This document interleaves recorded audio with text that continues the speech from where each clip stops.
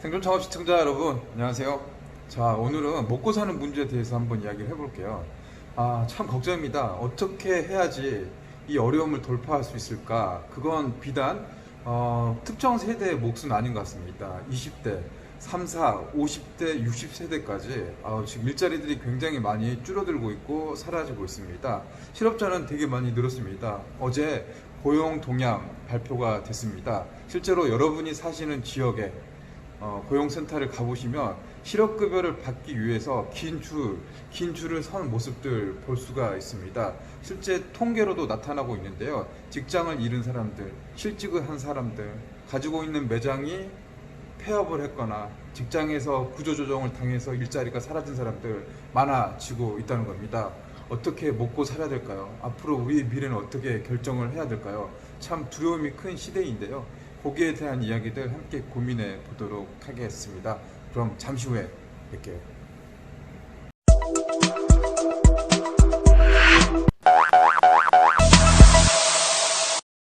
자, 여러분 식사들 하셨습니까? 지금 점심 시간 지나고 한 2시 반 정도 된 시간입니다.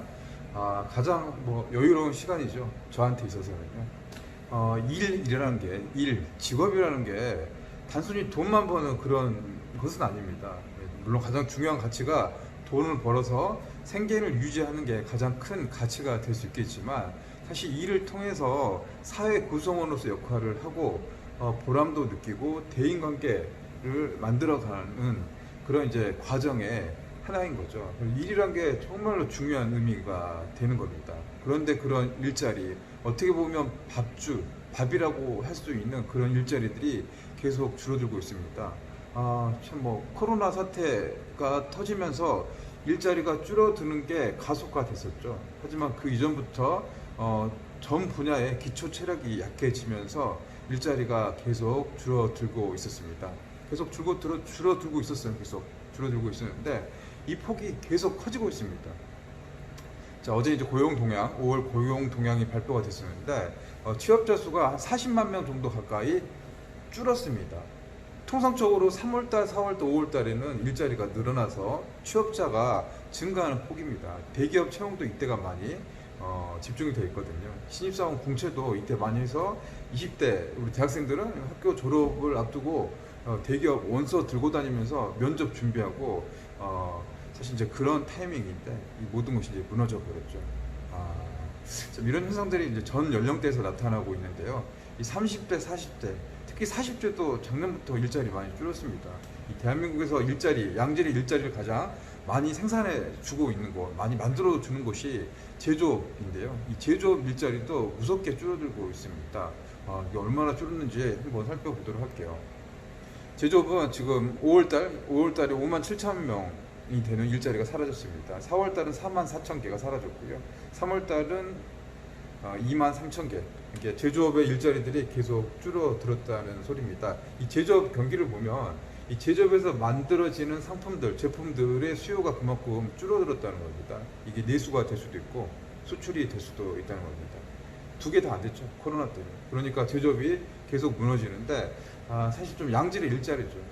제조업이 일자리 가장 많이 만들어주는 그런 이제 업종인데 여기서 일자리가 줄어들었던 거는 대한민국의 정말 아픈 구석입니다. 이뿐만 아니죠. 제조뿐만 아니라 유통, 물류, 여행, 항공, 음식, 숙박, 도소매, 판매, 서비스, 건설 전체적으로 다 일자리가 줄어들어서 실제로 취업자 수가 40만 명 감소를 했다고 합니다. 실업률도 계속 높게 올라가고 있는데요.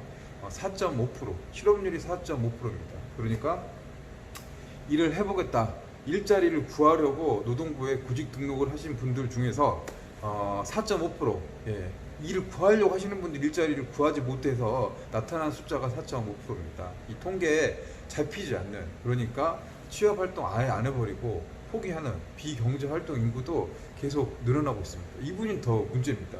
우리 경제의 뇌관이 될 수 있다는 겁니다. 그냥 포기해버린 거예요. 안 되니까 나가서도 할 수도 없고 계속 혼자 있고 어둡고 힘들죠.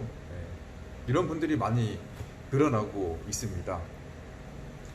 실업의 스트레스는 경험해 보신 분들은 아실 거예요. 그 충격의 강도가 굉장히 큽니다. 사실 저도 실직자, 실업자의 생활들을 많이 겪어봤습니다. 그리고 직업 상담사로도 일을 해봤습니다. 실업자가 보기도 하고 또 실업자분들을 상담하는 직업 상담사로서도 한 3년 정도 현장에서 근무를 한 적이 있는데요. 실직, 직장이 사라졌다. 말했죠. 직업의 가치라는 게, 일의 가치라는 게 단순히 돈만 버는 건 아니라고 그랬잖아요. 그래서 내가 일하고 있는 직업이 사라져버리면 불안합니다. 초조해집니다. 두렵습니다. 이게 길어지면 낙담이 되고 상처가 되고 자신감이 떨어져서 자아 존중감 자체가 흔들려 버리게 됩니다. 이거는 의욕 상실로 이어질 수도 있고요. 실제로 통계로 보면 이게 자살로도 이어질 확률이 높습니다. 그러니까 이게 적극적으로 개입도 하고 이거를 끌어올릴 수 있는 것들도 굉장히 중요합니다. 실제적으로 이 실업급여를 받기 위해서는 고용센터, 고용복지플러스센터를 가서 상담을 받고 구직 등록을 해야 돼요. 교육도 받아야 됩니다. 이 사람들이 너무 많이 밀리다 보니까 실제로 현장에는 긴 줄이 세워져 있습니다. 그분들이 신청을 해서 실업급여를 받고 또 직업훈련학교에 가서 재취업을 위한 교육과정을 좀 듣고 상담을 하고 또 이렇게 취업 알선을 받는 과정들을 거쳐야지 한 달에 이 소정의 실업수당이 나오게 되는데요. 이게 이제 많아진다는 소리는 어떤 의미가 있냐. 고용보험기금에 재정 건전성 약화로 이어질 수 있다는 겁니다. 사실 고용보험은 보험입니다. 보험. 우리가 일자리를 잃었을 때 삶을 안정적으로 살아갈 수 있는 제도적인 장치라고 할 수 있거든요. 보험을 우리가 내서 그거를 타먹는 방식인 겁니다. 자발적으로 그만두면 또 받을 수도 없어요. 저 같은 경우도 실업급여를 한 번도 받은 적은 없습니다. 내기는 많이 냈어요. 근데 이제 재원들이 계속 떨어지고 있고 5월 달에 이렇게 분위기가 이렇게 실업률이 낮아지고 실업률이 높아지고 실직자들이 넘쳐나다 보니까 실업급여 사상 최초로 5월 달에 1조 원이 고스란히 나갔습니다. 1월부터 5월까지 통계를 봤을 때 무려 4조가 실업급여 수당으로 지급이 됐습니다. 남아있는 돈이 없습니다. 고용보험기금이 얼마 안 남았습니다. 얼마 안 나보다 보니까 이게 추경에서 그 돈을 한 3조 4천억 정도 빼가지고 돌려막기 하고 있습니다. 근데 지금 그 돈은 또 부족합니다.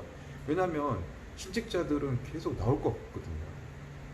코로나 상황, OECD 경제협력개발기구에서 세계경제 성장률 전망치를 냈는데 이 세계 경제 성장률이 마이너스 얼마죠? 마이너스 6.2%, 마이너스 6% 정도 경제 성장률이 떨어진다고 이야기했습니다.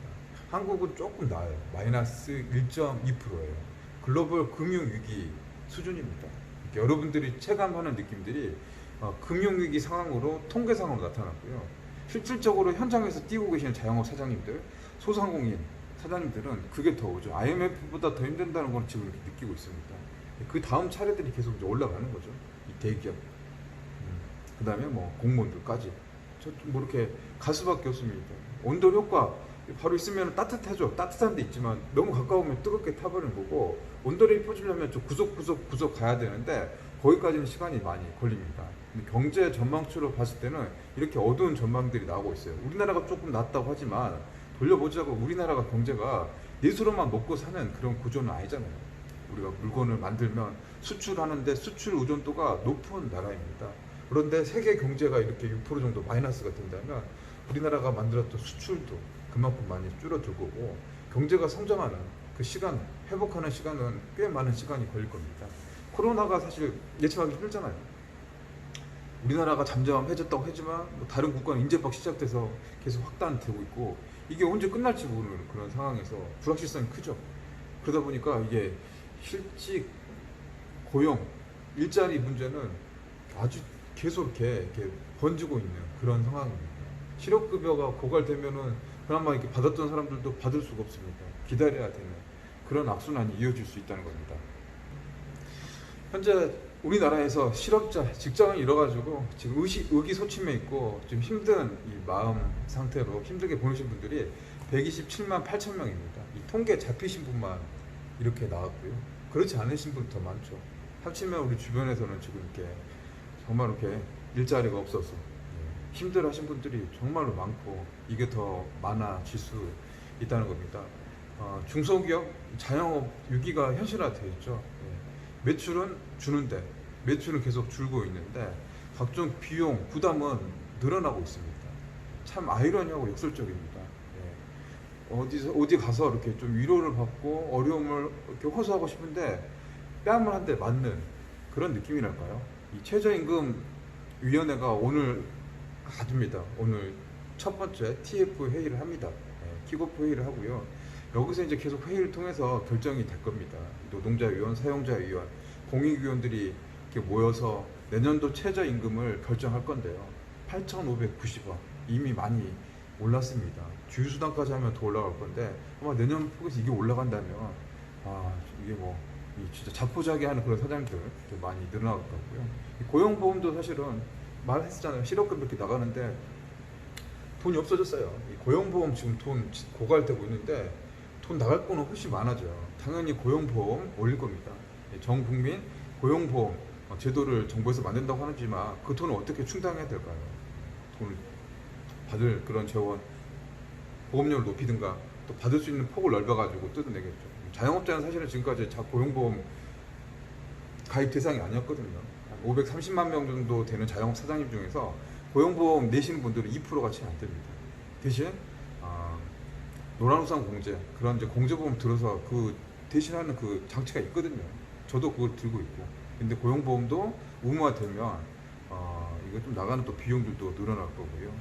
한 달 이상 일한 알바에게도 퇴직금을 주는 이 법안도 만들어지고 있습니다. 그리고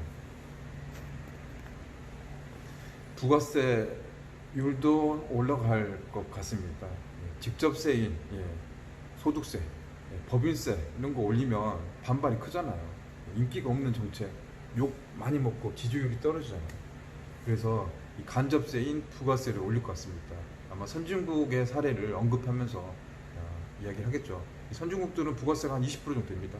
평균 한 19, OECD 가입국 기준으로 했을 때 19%가 평균이고 대한민국은 10%입니다. 우리나라 10%인데 이 요율을 올릴 것 같아요. 얼마? 20% 다 못 올리겠죠. 13%, 12, 13, 14 뭐 이 정도 폭에서 올리면 이것도 이제 세 부담으로 이어지겠죠. 이제 간접적 이게 뭐 증세가 되는 그런 상황이다라고 이해할 수 있을 것 같습니다. 세계적인 미래학자입니다. 이 토머스 프레이 다빈치 연구 소장님이 일에 대해서 이렇게 정의를 했습니다. 앞으로의 직업, 흐름, 트렌드에서 이야기를 해준 게 있는데요. 새로운 혁신 기술은 직업을 소멸시키는 것이 아니라 이 단순한 과업, 단순한 일자리를 없애주는 거라고 합니다. 미래 사회에는 통상적으로 한 사람이 10번 정도 서로 다른 직업, 전직을 할 수밖에 없는 그런 구조가 됐다고 이야기를 하고 있습니다. 저희 생존창업 구독자님 중에 한 분께서 오늘 댓글로 이야기를 해주셨는데요.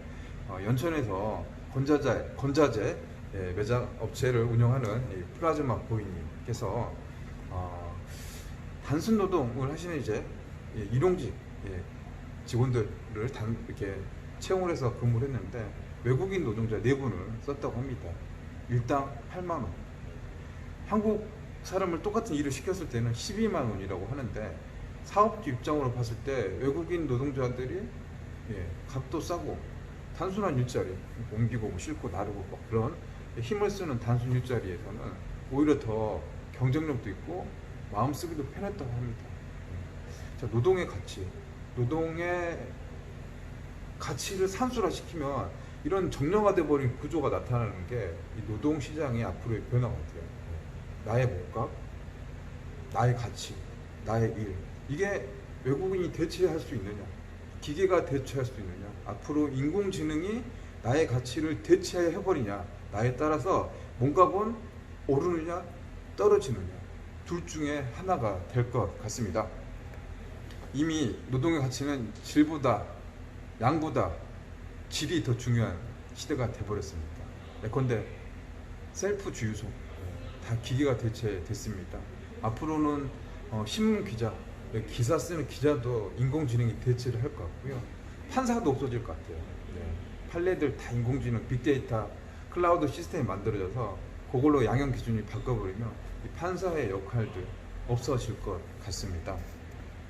21세기의 금, 석유라고 할 수 있는 데이터가 지배하는, 정보가 지배하는 그런 세상이 와버렸습니다. 고도화되고 전문화되지 않는다면 살아남기 힘든 시장이 돼버린 것 같아요. 참 어렵죠. 네, 어렵습니다. 지금 뭐 방법을 지금 당장 한다고 해서 그렇게 할 수 있는 방법은 없어요. 그 대신에 끊임없이 노력은 해야 될 것 같아요. 주변에 돌아가는 모습들 지켜보고 그 속에서 나의 경쟁력을 키울 수 있는 그런 노력들은 지금 필요합니다. 공부도 해야 되고 소통도 듣고 세상 돌아가는 그런 눈들을 볼 줄 아는 지혜가 지금 어느 때보다 필요하지 않나 싶습니다. 그래야지 앞으로 먹고 살, 무엇을 해서 먹고 살 건지 조금이라도 앞서서 건질 수 있을 것 같습니다. 자, 오늘 방송은 여기서 마치겠습니다. 여러분 시청해 주셔서 감사하고요. 남은 하루도 파이팅 하시기 바랍니다. 여기서 마칠게요. 감사합니다.